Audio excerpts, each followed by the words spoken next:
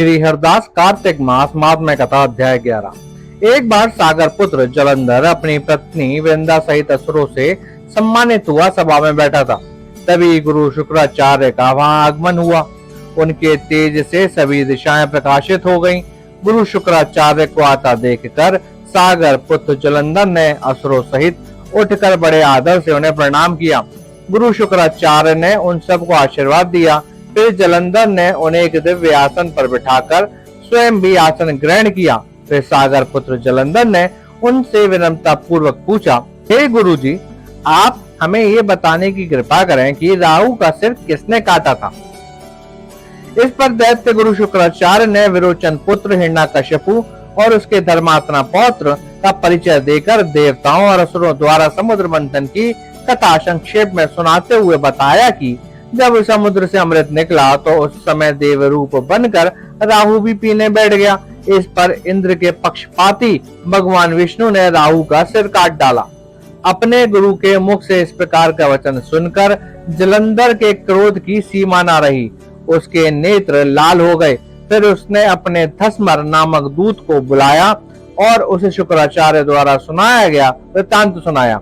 तत्पश्चात उसने धस्मर को आज्ञा दी कि तुम शीघ्र ही इंद्रपुरी में जाकर इंद्र को मेरी शरण में लाओ।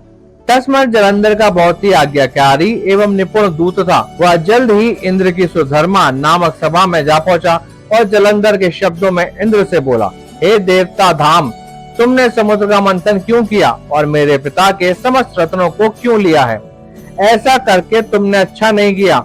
यदि तू अपना भला चाहता है तो उन सब रत्नों एवं देवताओं सहित मेरी शरण में आ जा, अन्यथा तेरे राज्य का ध्वंस कर दूंगा।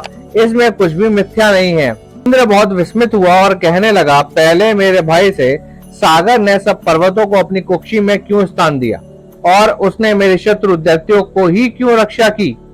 इसी कारण मैंने उनके सब रतन हरण किए हैं। मेरा द्रोही सुखी नहीं रह सकता, इसमें संदेह नहीं। इंद्र की ऐसी बातें सुनकर वह दूत शीघ्र ही जलंधर के पास आया और सब बातें कहा सुनाई। उसे सुनते ही वह दैत्य मारे क्रोध के अपने ओष्ठ फड़फड़ाने लगा और देवताओं पर विजय प्राप्त करने के लिए उसने उद्योग आरंभ किया।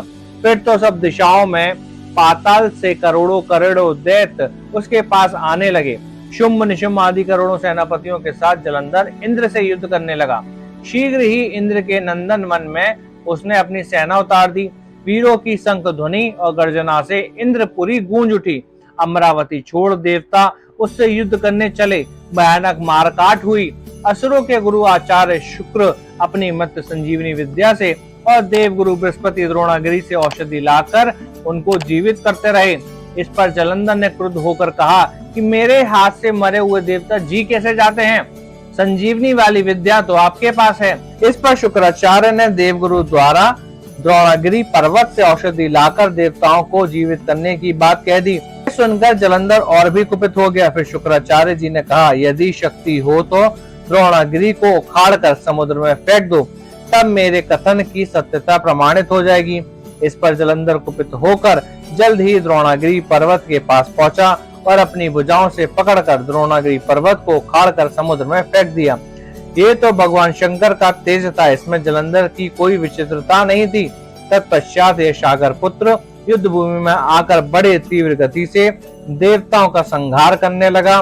जब बृहस्पति देव औषधि लेने गए तो द्रोणाचल को उखड़ा हुआ शून्य पाया। वह भयभीत हो देवताओं के पास आए और कहा कि युद्ध बंद कर दो, जलंधर को अब जीत नहीं सकोगे। पहले इंद्र ने शिव जी का अपमान किया था।